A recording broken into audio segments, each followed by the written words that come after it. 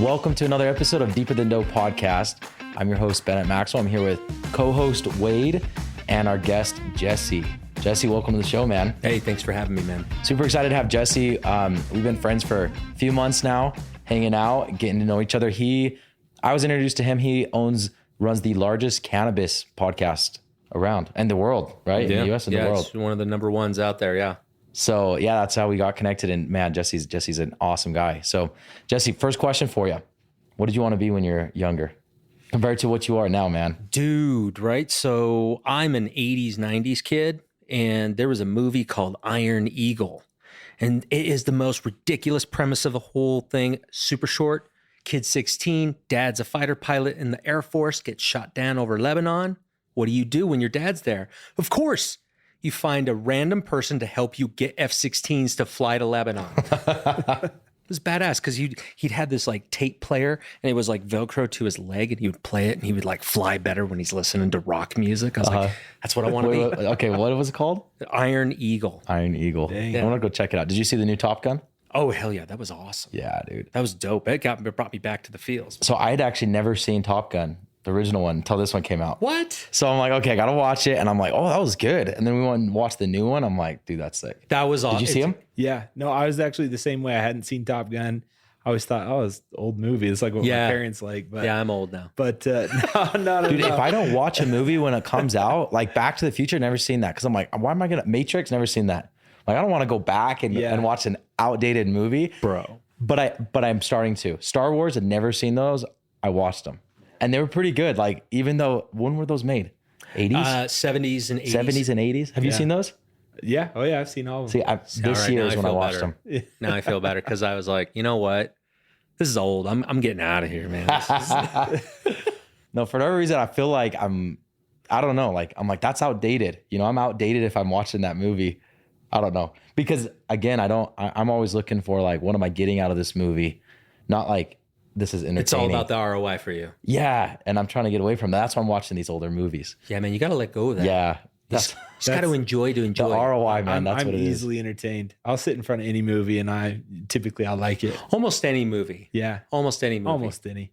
Like if it's going to be something where it's got like a hardcore agenda, I'm like, oh man, yeah. I don't want to learn something today. I just want to be entertained. Dude, that's so serious. I'm the opposite, man. I'm like, but what is this going to teach me? Oh my gosh. You want to teach you get a book, bro. What is this going to teach me, you know?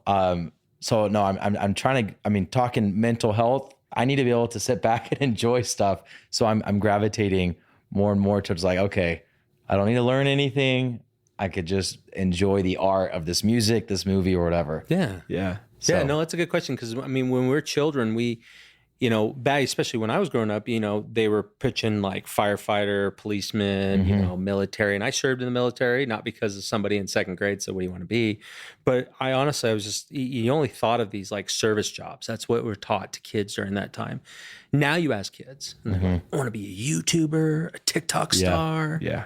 And esports. Yeah. Yeah, I want to play video games for a living. I'm like, what? But I mean, it's only relative to the time, but it's during when I grew up, I wanted to be in a job of service. I wanted to be something where I was helping other people because that even as a child, I felt awesome being able to help other people grow in any way, shape, or form, either being really nice to them or doing some type of act of service. Yeah. So, I mean, I boiled down like what we're doing at Dirty Dough, what I'm trying to do personally, it's all about joy and fulfillment. Yeah. So that sounds like, and I'm the same way. Like I'm trying to do something. I get a lot of fulfillment from trying to help other people. Isn't that cool? Like you could be selfish for your emotions and do good for others. Yeah. That's pretty badass. I love that. I like that you say that like that because I'm like, well, it's still selfish though. Totally. Because I'm doing it for me. Well, hey, it makes me feel good. The other part of me is a marketing strategist. And every time I'm looking at that, like the one thing I tell, and I speak in front of a lot of other marketers and businesses, and the one thing I'm always telling them, like, it's okay, you're a manipulator. You're a manipulator. I mean, you're trying to get people to do things that they normally wouldn't think of doing. So you have to manipulate them in one way or another. Now, does that mean is it negative? No. It just means that you're being able to go, okay, just accept who you are. Yeah. And saying, I convince people to buy things that they didn't want. Yeah. Cool. Sounds awesome. Hopefully it makes them happy. No, I like that. That's a good view of that. So you want to be a firefighter. No, not a fighter. A pilot. and fighter jets. That's what I meant to say. That's where the fighter's coming from. And what are you now? So I am and that's kind of a weird move. So I'm a marketing consultant, but more of a marketing therapist, marketing and brand therapist. So the funny thing is that most people who talk to me, they leave and they go, man, I feel like I really have a connection to what I'm trying to do. And I'm a messaging person. I like being able to come up with a total idea, feel, flow. But ultimately what happens is that most of my clients, they like call me at night asking me like personal questions like, hey, I'm dealing with this. What would you do? And I'm like, why the hell are you calling me, man? Dude, it's because you're relatable. And is that on like a personal level or with their business specifically? It's with their business. Yeah. Like, and that's where I felt really fulfilled in what I do because, I'm really open about love. I really am. And if I make a connection with somebody right away, I'll say, I love you, man. Or I'll love you. It can't be woman because that just sounds weird. Yeah. And I don't want to say man because now in this world and be like, oh, you're assuming. But, when you think about it, I mean, love is this ultimate binder that we have amongst one another. And if I love you and you love me, we're going to try and do things to be able to help each other out. You're not going to think only about yourself. And so I started doing that in the business world where I go to lunch meetings and I said right at the end, I'm like, I'm making a connection. Yeah. Hey, I love you, man. And they go, and it's so funny because you'd think people are part of like local faith and where we live, and they would be so quick to say it, but they're not. Yeah. It's these people that I don't even know. Most of them are like atheists. They're like, hey, I love you too, bro. Like they were so excited to say, like somebody said it to me, finally. But it's that. And that's what's cool. Like every time I go to an event or I go to a meeting, you'll hear people around me saying, I love you all the time. Because I'm just like, yeah, man, just say I love you. And for some of them, it feels weird. And I'm like, that's okay. You'll get past it. Yeah. You'll get past it. And guys who get all weird, they're like, I love you too. I'm like, hey, man, my wife's hot. Don't even worry about it. I got no worries. Don't even worry about it. That's how you roll. That's how you roll. But I mean, for me, it's all about connection. Well, that's why I think you're so good at connecting with people because you don't hold that back. There's like the, dude, I didn't even tell, like in my house, we didn't say love, like that was for pussies, dude. Yeah. You know what I mean? Yeah. But now you're coming in and like complete reverse and you're like, dude, Jesse's a cool guy and he says it, so I think I can say it, Yeah. Which I like because you're just out there, you're just vulnerable with it. Absolutely. I mean, why not? I come from a macho background. I grew up with a very macho father, born and raised in Mexico. My mom wasn't much help. She's from Massachusetts. She was the only girl. She got in lots of street fights. Like I grew up as a hard kid and always told. And I grew up here in Utah during a time where being a half-breed didn't work out so well. So I don't know, man. I know exactly what you're saying. Be open. Tell people you love them. I tell my kids I love them all the time. And it's not because I want to make sure that I'm getting that across. It's just like, hey, I love you and I want you to continue to perpetuate this movement of love. Yeah, awesome. That's awesome. Yeah, I probably overdo it with my kids too because I'm like, yeah, my mom never said that. We would like joke about that growing up. Like I would be like, what? I'm in the car with my high school buddies and I'm like on the phone, throw it on speaker with my mom. And I'm like, love you. She won't say nothing back. I'm like, love you, mom.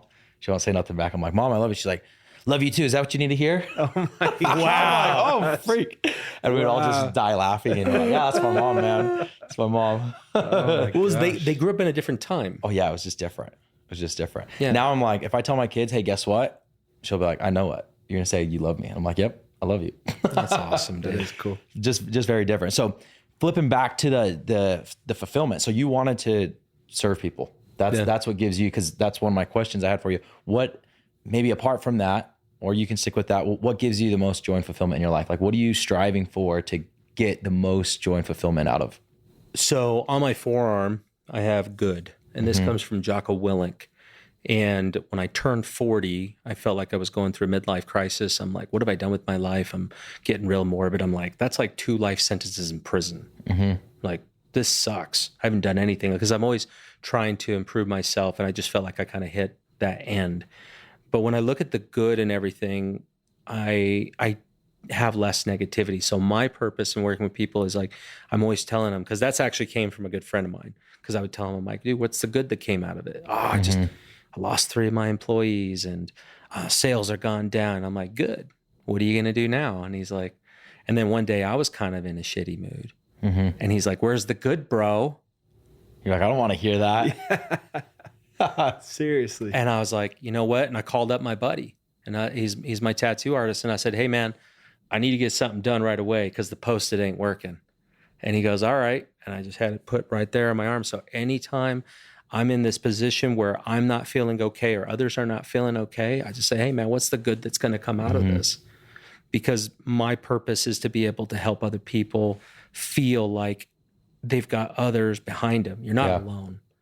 And that gives me the most fulfillment. And I don't know, like all the other things that we can do. Like, I mean, people talk about like, oh man, I'm going to be, I've talked to so many ex-NFL players and they're like, oh, my pinnacle of my life was here. And then they get injured. Yeah. Right. And they can't do anything else. I'm like, so what else? And they just sink down in this deep depression going, I'm worthless. I'm not, but you're amazing, right? I mean, not in this whole like super superficial way that people go, no, you're awesome, man.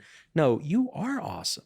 You are awesome. And when people start to feel that, man, great things happen. Business grows. Yeah. Everything grows. I like that you focus on, I mean, I think that's, what's success?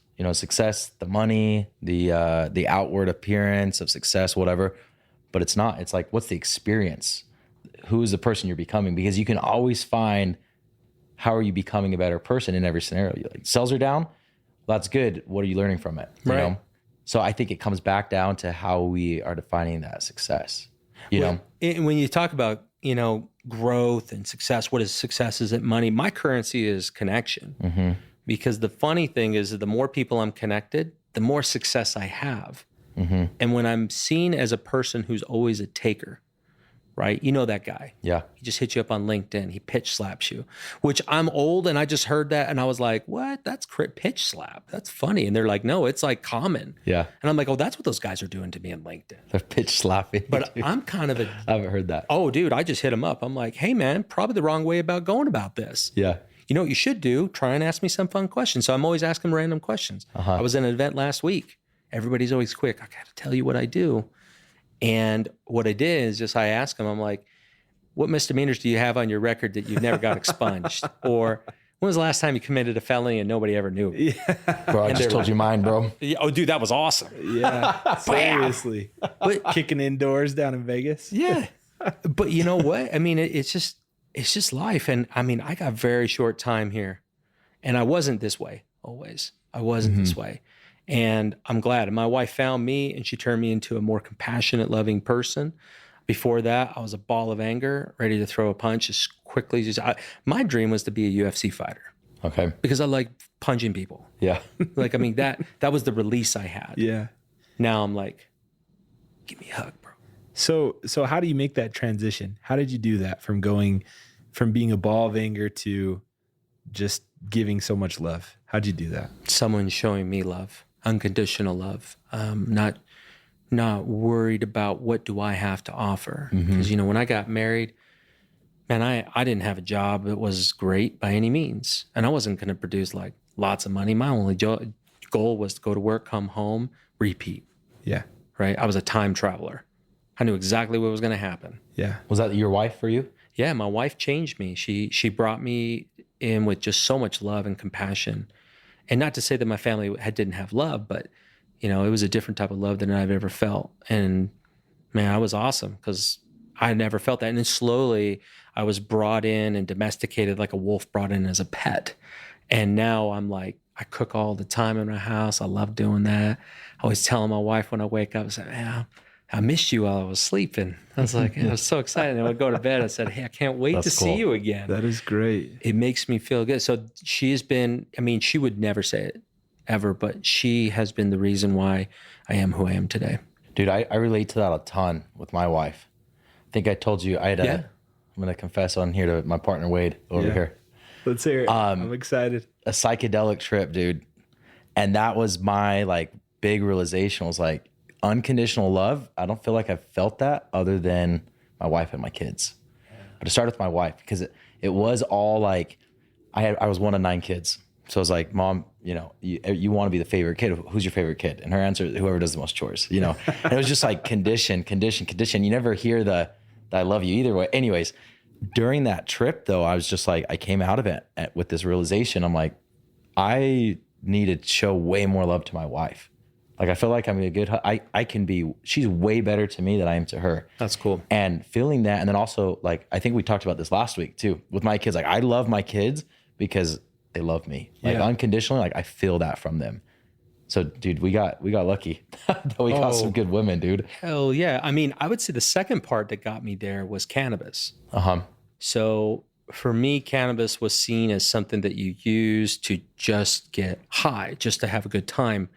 My cousin and my co-host of my podcast, for somebody who's not very religious at all, he's atheist. And that's the most Christ-like dude I've ever met in my life. Yeah, dude, I've met Brandon. He's awesome. And he's always like, well, maybe we don't need to do that. And I'm like, yeah, maybe. Because we could be out and somebody do something there. And my old part of me started coming out, I'm going to stomp that dude in the street. And then he's like, well, maybe we don't need to do that. Let's just go have a puff and we'll be chill. I'm like, all right. And that literally was the way where it started to slow me down and start thinking about how can I contribute more to others around me. And I could never understand potheads before because I was like, he's just always walking around all happy. You don't realize the world they live in. And then now I'm just like, bro, what you doing, man? You all right? Come here, man. Have some of this, right? Because it really does, man. And it's not, it is a wonderful plant. I'm here on my hippie soapbox, but it is such a wonderful plant and it's such a wonderful thing that it brings to other people. And what I've seen do, and that's one of the greatest joys that we've had from our podcast, was that people will send us emails from all over the world. Thank you so much. I never really realized how much of this was out there, how it can help me. It's not just one plant. There's thousands of plants and every single one makes you feel different. And it helps me where we have a world full of like, you don't feel all right, take this pill. Yeah. Right. Dude, we go straight to the pills. We do poker night on Wednesdays. I usually go to them. And I went to one, I don't know, 3 weeks ago. No, maybe 2 months ago. I don't know. But the dude, man, what was he taking? Some amphetamine. And one of my buddies said something about a mushroom trip. And he's like, oh, no, I'd never do that. Blah, blah, blah. And he's like, I was like, that's cool. You don't have to. But like, I wanted to hear his reasoning, you know? I'm like, you just said that you're on amphetamine, which is cool. Like, whatever. Yeah. It's to regulate whatever I don't know if it was ADHD or whatever. It was like, that's cool. But why are you knocking on other people's methods, you know? And we don't, he's just like, no, don't. I mean, it was the stigma of what you grew up in. Oh, yeah. And then I'm like, dude, I don't even know what you're taking, but I would put any amount of money that you're 1,000 times more likely to die on that. It's 1,000 times more toxic than like psilocybin. Oh, 100%. And we looked it up and it was not even close. It was 26,000 people died last year by amphetamines and 0 people in 20 years have died from psilocybin. I'm like, but people use that or they do microdosing to get in, you know, whether it's ADHD or increased focus. But cannabis is kind of, I mean, there is no lethal dose. So you could take Adderall all day, you're cool. You could take Ritalin all day, you're cool. You take cannabis and you're like, oh, dude, you're probably going to hell. I know, right? You're going to hell. And you're like, wait a second. But like, what? That's like somebody over there judging him for drinking milk. Like, bro, what's up with that? Do you know what it causes? I'm like, it's milk. So no, we just had this, and then I was like, dude, go watch this Netflix series, and actually did. And then we had poker this last week, and he's like, all right, dude, I'm down. I'm not gonna. No, he's like, I'm not gonna take it, but I respect it. I was like, all right, cool. That's so funny. That's so funny. But it's. I mean, that's how we were raised. You know, it's like marijuana is. If it's marijuana, cocaine, gel, then you're probably gonna get raped and then you're probably gonna die. Like, true. It's right there. That's a slippery slope. Yeah. I grew up with that same mentality. Like, don't touch it. You know, it's the devil's lettuce and it's gonna hurt you. Opioids, you could take Loratab all day, right? Yeah, because it came from a script. But marijuana, nope. So, but I mean, a lot of people are doing it now in Utah because it's been legalized for a few years, right? Yeah, and that's really cool. We've worked a lot with the local legislature. We've talked to a lot of the connectors and all over the U.S. And being able to figure out like how do we normalize this in a way where people aren't feeling like it's a bad thing. Like I'm not a big proponent of alcohol just because I've had a lot of friends die from it, and I've seen and it even did a lot of bad things for me in my youth. And so now like. Somebody asked me, like, I mean, you go to a lot of events and there's always drinks out there available. And they go, like, you want a drink? I'm like, no. Oh, it's because of, you know, put in whatever faith. And I'm like, no, dude, I smoke cannabis, bro. I don't need that. Yeah. Like, I'm chill. Yeah, no, I mean, you're so out there with it as well. I mean, that's what you're doing with your podcast. Yeah. Oh, yeah. Trying to like, hey, if you have an issue with whatever, or you just need to chill, Like there's other things besides prescription drugs that are highly addictive, highly toxic, that do have, like, you take too much and you could die, right? Oh yeah, 100%. There's other things out there, but yeah, I mean, now it is legal, so, which is pretty cool. Like, I just don't have enough time on this planet. I say what I say, and if people get offended, well, good, because I didn't want to talk to you anyways. Just a bunch of negativity there. Yeah. But if they came back next day going, man, I'm sorry, I'd be like, I love you. Come here, man. Give me a hug and treat them like a good friend, man. But yeah, no, it's a different world that people, and I think that's a lot of what I like to be able to do as well, is trying to break those misconceptions of who people are and what they do. Like, I mean, especially with tats all over me, like, oh, Yeah. that guy maybe. I'm like, no, I just don't do really well remembering things. So I have to make sure they're tattooed on my body. No, that's cool. So you said cannabis helps, your wife helps, feeling that unconditional love. As far as that joy and fulfillment, that's what we were talking about, right? Yeah. I'm just trying to come full circle. What do you feel like has been your biggest struggle mentally, mental health, and whether you're still going through it or you overcame it? Yeah, no, that's a good question. I would say, and I've gone through this recently, not feeling like you are doing enough, right? This is constant imposter syndrome that gets in there, and that should literally be on the DSM-5. What's that? That is for all mental health. There's a book, so all therapists go underneath that. And if they're going to put all sorts of the fun stuff that's in there with the multiple genders and all that, they should be putting this there. All the fun stuff. Yeah, all the fun stuff, because I'm trying to keep as PC as possible, but because that's normally not me. But when thinking about, like, I have this overwhelming feeling of I'm not doing enough, I'm not providing enough, I'm not successful enough. How can I be able to do that better? And it's hard. Some days it just boils up, as you know. Some days when you get home, no matter how much success you've had in the past or today, you always think about what else is there that I'm not doing. Am I letting other people down? That worries me more than anything else. But I don't feel really down. I get the dumps every once in a while. I'm like, man, I'm not doing good, but I can bounce back. Yeah. But my wife, she struggled with severe depression her entire life and a lot of trauma from her childhood. And I'm so grateful again for her, because it's taught me to be able to be more appreciative of things and to understand that other people are going through different things. And so I tend to be more reflective on that. Like, what do I struggle with? And it's just a feeling of inadequacy, a feeling of not being able to do something that will be lasting. Yeah, the imposter syndrome. Are you familiar with that, Wade? I've never really heard it before, but I've been hearing it a ton lately. Somebody posted about it today and then messaged me and said, hey, can you comment on this? Like, can you boost it? And I like that guy a ton. So I'm like, for sure. I'll give my definition of it. And it's more prevalent in higher success people. At least this is, again, I just read it this morning. And like, you don't deserve the success that you do have. Or you kind of feel out of place, or you go to like maybe a mastermind and they'll talk about, like, make sure you don't feel you get over your imposter syndrome. Like, I shouldn't be here. I don't know these other guys. It's like, no, get out of your shell, go talk with them. Yeah. Or I think it was just a Joe Rogan, Theo Vaughn podcast. Have you listened to Theo Vaughn? Yeah. Dude, freaking hilarious guy. Yeah, I love that guy. Yeah, he's awesome. Is he that redneck? Yeah, dude. He's so freaking he's Canadian so waterfalls, good. right? Yeah. So, and they were talking about the imposter syndrome, and Joe was talking to Theo about it, just saying it's usually like, I have all the success, and then it's, even if you have it and it's there, just like what you're saying, Jesse, it's like, well, one day the world's going to wake up and stop listening to me. Yeah. They're going to figure out that I'm an idiot. Totally. And dude, I go through that all the time. I mean, literally what you were saying with like, am I helping enough people? I see a therapist today. That's what we talked about.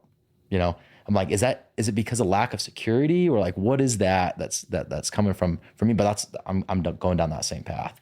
There's days, and I would, like, you are the happiest dude I know, man. I feel like I'm a pretty happy guy as well, but I'm trying to, like, even if you're super happy, you always have those down moments. And what are you doing? And what is the psychology behind those, and the makeup of what's going on in your mind? So I'm super into seeing a therapist, because I'm like, it doesn't matter if I'm the happiest person alive. I want to understand what I'm going through with my mind. Or the most successful. Yeah. I mean, look at Tony Hsieh, right? So those who don't know, he's the Zappos guy. Dude? Yeah, he was the Zappos guys, got bought out by Bezos, right? For billions of dollars. He died in his shed behind his home. Yeah. high on drugs. Wow. And died in there from like a heater accident or whatever. But how can you have what everybody else would deem so much success? Yeah. Well, that's the thing I've always wondered too, because you hear about these actors, movie stars, athletes, successful business people that kill themselves. They get so high on drugs, they overdose. And you almost think, why are they trying to supplement their happiness with this stuff? Like, why is that person not happy? Because that's the person everyone else is trying to be. Yeah. But at the end of the day, after the party's done, the event's done, the award ceremony is done, they go home and get in bed just like the rest of us. And they've all got the same mental health issues that they have to deal with just like the rest of us. Suicide's actually disproportionately a lot higher in affluent males. Yeah. Like who's going to die by suicide? It's rich white people mainly, like if you look at, and it's like, well, why?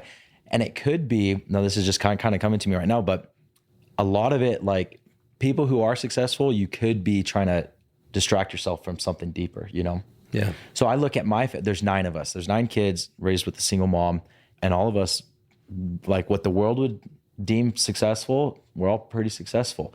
And again, going back to my homie, my therapist, he's like, it's probably because you guys are all trying to avoid something, So you're going to distract your mind with success, or look at what I have, the world has to love me, but it's like, it's something deeper. So I think maybe a lot of other people can be in that same scenario. We're going to be seen, whatever, that's what we're achieving the success. And then you achieve it and you're like, wait, but I don't feel differently inside. And then, we're going after the wrong goal. We think that success is going to get us there and it doesn't get us there. Yeah, absolutely. I see that so often where, you'll talk to somebody doing very, very well and they're still struggling with, well, this is happening, or, my relationships are going down there, or I'm constantly fighting with my wife. Like I give her everything that I have, or my kids don't care about me. And just like you said, like they're real people. And the problem typically comes from, and this is just my assumption, is that the world is telling them like, you got everything. The hell are you upset about? And that's not okay, because they're just regular people. Yeah, they may have money. Like, oh, you should give me some of that money. They go make your own money, right? And make enough friends where they will give you money. How's that sound, right? But that's the problem, is that they think that because you have affluence, that means you have shouldn't feel bad about yourself. Yeah, you shouldn't feel bad. I feel like that all the time. I watched an incredible TED Talk about true happiness. How do you become truly happy? And they did a study where they picked a group of third grade males. And I believe this was back in like 1920, the 1920, something like that. Yeah. Yeah. And so they did, it was literally like a 100-year study. They wanted to study them from the time they were third graders to the time most of them had died. It's the longest study that they've ever done with anything. Through from Harvard, what I right? Wow. If I'm remembering right, Harvard did the study. And so it passed on from like professors to professors and students to students, and they kept studying these guys. What they found was the guys who lived the longest lives, the healthiest lives, the most fulfilled lives, and they would periodically meet with them. I think it was once every 5 or every 10 years or something. And they would just do kind of like a gauge, an interview, and say, how happy are you? How fulfilled do you feel? And they did every aspect of their life. And they found that the ones that were truly the most happy and the most fulfilled were the ones that had healthy relationships, particularly with marriage and family. So I think so I for sure watched the same TED Talk. Yeah. But it was, what I clicked on was like, what's the number one indicator of longevity? Yeah. And then it goes into this happiness, and then it goes into this relationships. And the number one indication that you'll live longer are those relationships. So it's not only happier, but you're living longer. Which really, is like, Jesse, you're crazy. Your wife. I mean, the story about your wife, you go from being this angry, just fireball wanting to punch everybody to you're giving off more love than like anyone I've ever seen. It's awesome. Oh, yeah. And it's that relationship base and you with your kids. I really think that, man, that has a huge, because in order to be successful in the eyes of the world financially, do a lot of those things in business, a lot of times you have to forego some of that. And you really have to sacrifice some time with family and relationships sometimes. And you almost wonder if people get to the point where once they have reached those financial goals or they have reached those goals in business, if they've foregone some of that other stuff that really brings a lot of fulfillment, if it seems kind of empty. Yeah. No, that brings up a really quick story on there. I knew a guy growing up I actually stole his girlfriend in high school. Anyways, Throwing that, That was- sliding that in there. that girl, though, I mean, she broke up with me because I was an angry person. But anyways, this guy, I mean, we reconnected years and years later during the pandemic. Yeah. And he was in insurance sales, and he had the best ad. I'm pretty sure other ones that used it, but it had this shot from Goodfellas, if you've seen that movie. Oh, yeah. Right? And it says, insurance people are like mobsters. They're always saying, it'd be a shame if anything happened to your family. Right? So it was like, that's awesome. And I was like, Yeah, that was spot on. bro, I'm gonna hook up with that guy. And I was like, what are you up to, man? And we talked, and he told me of this crazy life. How he'd served in the DEA earlier on, saw some crazy stuff, was suicidal. And then years later after that, he just started getting into TikTok. He became like a super famous TikTok guy. And then he recently killed himself. And it just goes to show that even on the outside, when people are being happy and when you ask them, hey man, how you doing? Yeah. What's going on? Are you doing all right? And they go, yeah, I'm all right. Cool. If they're going to give you a single answer like that, like I'm smiling, I'm like, dude, I'm stressed to the max, Yeah. but I'm still all right, man. I'm still happy. How you doing, brother? Give me a love. And they're like, oh, cool. Like it doesn't have to be like, you don't have the money. You don't have the fame. You don't have the success. It doesn't matter. That's all ancillary, because if everything went away, if the lights turned off, the machines don't work, and you can't do what you're doing now, the value you have, the currency you will have, if people remember, hey, that guy was always good to me, Yeah. Right. right? Those relationships. That'll save your ass, like every single time, right? It's, I mean, not to say anything bad, but you see comedians talking about it going, I'm nice to everybody because if there's a mass shooter, I want him to stop going, thanks for being nice to me. And then he leaves and you're like, what? Yeah. Because that's exactly what it is. What are those individuals who are struggling and suffering and they act out so violently? It could have been that somebody just didn't take the time to appreciate them. Right. Not necessarily on a psychological level, but just being decent, going over, giving them a hug and just saying, hey, it's all good. It sucks right now. Yeah. And you can feel pain, but it's going to be all right. Tomorrow's a new day. What's the good you're going to find from today that's going to carry you into tomorrow? And we were talking about Brandy with Live Live. Yeah. Brandy's She awesome. told me her story because, again, a lot of what we're trying to do is mental health, teaching kids how to be proactive. Because if you wait to see a sign in your kid, it's too late. I mean, too late. Nobody has a kid that, cuts themselves, goes to the hospital, attempted suicide, or an actual, dies by suicide. Nobody sees that and like, oh, I saw that coming, So Brandy, in this event that we sponsored, she was telling me her story, and she's like, it happened. I think her daughter was 11 years old, and she's just like, what? I saw no signs, and then it happened again. And she's like, so, I thought we overcame it, and then it happened again when she was 13 or 14. And I remember her telling me, I just got the goosebumps. She's like, you got to check in with your kids.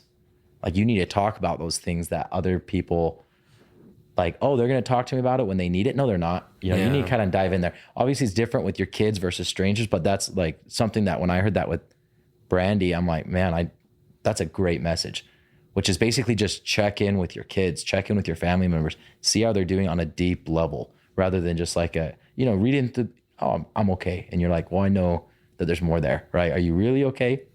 So, yeah. Well, and having that personality, because you know how I am. I mean, my personality's right out there. I'd be like, hey, man, how you doing? You're like, all right. And my bullshit, bro, you look a little down. Yeah. What's up? Right. You doing all right? You want to talk? It's got nothing to do with business right now. I don't care about that. Yeah. Let's talk. Well, that's something I really struggle with, because I don't really want to open up my problems to other people. I don't really want to vent that out, because I'm almost like, I don't even want to talk about it. I just want to forget it for a second. I don't want to talk about it. But I saw this interview with, Paddy Pimblett, the UFC fighter. Oh, yeah. Paddy the Baddy. Yeah. He's awesome. And he's a huge advocate of mental health. He actually just at his last fight, after he won the fight, he talked about a buddy that had just killed himself. Wow. And he had another video come out where he went and wrestled and grappled with a bunch of U.S. Marines and just did like a big YouTube episode about it. And the sergeant, the leader of the group, said, have you ever had any like mental health struggles in your life? How have you dealt with them? And he said, yeah, back in, I think he said 2018 or something like that, he was to the point where he would wake up every morning, his wife or girlfriend would get out of bed and go to work, he would turn over and just cry for about an hour. And he was just super, super depressed. And he said that the thing that changed it for him was to get it off of his chest and to talk about it. He said that was the absolute game changer, is to tell someone, I'm not all right. I'm not feeling good. You know, I don't feel good. And getting it off his chest is what made all the difference. I mean, it's just being open, being vulnerable, which kind of takes me to the proactivity approach. I mean, that's what we're trying to do with Dirty Dough and kids, is how do you be proactive with your mental health? Let's not wait till you're diagnosed with anxiety, depression, bipolar. Like, go do yoga, do guided meditation, go see a therapist. Is there anything that you do on the regular to kind of stay sharp mentally? Yeah, physical activity. I'm really big in working out. I've been in martial arts since I was 6 years old, and now it's not longer a big part of my life. I have torn ACL, my body's all beat up, but it's staying physical is a really good thing. You know, like my son's like, Dad, I want to get into CrossFit. I'm like, cool, get into CrossFit. Like, if that's going to help, because releasing those endorphins, like anybody I talk to in business, like I talked to a good guy in business just on Friday, and I'm like, man, you looking fit. And he's like, yeah, I got to go every day. Clears the cobwebs. Oh, it does. Gets rid of the smoke. And that's exactly what it needs to be. Keep active, do things. Don't allow yourself to get caught up into, I mean, I love playing video games. I ain't gonna lie, but there's a time and place for it, and it shouldn't be overwhelmingly what you are looking for balance. Yeah. Yeah. When you're doing something physical, you feel good, right? And getting out and engaging with other people, and that's really hard. Not for everybody. It's really hard. How I am, not a lot of people can do, because they're just like, I'd be terrified to go up on stage. I'm like, it's just people. And they're like, no, dude, that's terrifying. So I think that's a real big thing. But more importantly is being a friend to others, making sure that you're connecting with them, making sure that you're understanding where they're at beyond the surface level. Making friendships is a great way to be able to contribute to your future success. I wish I would have done that more. I'd be in a different place today, but I don't regret it. Yeah, you learn from it. You found the good in it. Yeah, what's the good? So last question for you, Jesse. Yeah. What are you going to be remembered by? There's a great book called The Billionaire Coach, or The Trillionaire Coach. Yeah, Trillionaire Coach. It's about the life of Bill Campbell. Most people don't know who Bill Campbell is, but we all know who he is based upon the companies that we actually interact with today. Google, Apple, Facebook, all the big books, and all of those big boys is because of Bill Campbell. Bill Campbell connected people across the board, and he was very upfront about it. That's why, you know, what I do professionally, I kind of model it after him, because so many people look to him like, what do I do? And all he would do is he would help them find the strength that they had inside to actually accomplish the goals that they had. So what is my goal in life? It's Bill Campbell's funeral was the most epic thing ever. And the reason why is because there were so many people that flew out for his funeral. Celebrities, big people in tech, all these people showed up for his funeral. And it's not because, oh, I got to go because it's like a networking event. Yeah. They went there because he touched their lives. And that's where I think about, like, for me, it's all about avoiding second death. And second death is when you die, that's first death. Second death is when somebody stops speaking your name for the very last time. I want to be remembered for somebody that spread a lot of good in this world, that helped a lot of people. And one day when I'm old or whatever happens, that it won't be that I missed, but that I leave behind a legacy of something that others can do. I never met Bill Campbell. I don't know anybody near Bill Campbell, but I'll tell you what, that was just like, you know, when other people are like, yeah, I want to be like Michael Jordan and LeBron James. I want to be like Bill Campbell. And people are like, some crusty old dude who was a football coach. Like, yeah, because he impacted lives, and that's what I want to do. Like, it's funny to sound somebody, you can't make money doing that. I'm like, shit. I've seen a lot of people do that. Yeah. Well, that's cool, man. Jesse, it was awesome having you on. I really appreciate it. Really appreciate you sharing your own struggles, and dude, you're just real. Well, you know, I appreciate opened up, got vulnerable. That's why we're connected. That's why we're friends, because, you know, if you were all about the bling, all right, well, good for you. Yeah. I like that though. Even if you're telling me if you're not about what I'm about, that's still cool. That's still cool. That's you, man. So anyways, thanks for tuning in, everybody. Please like and subscribe to make sure to catch all future episodes.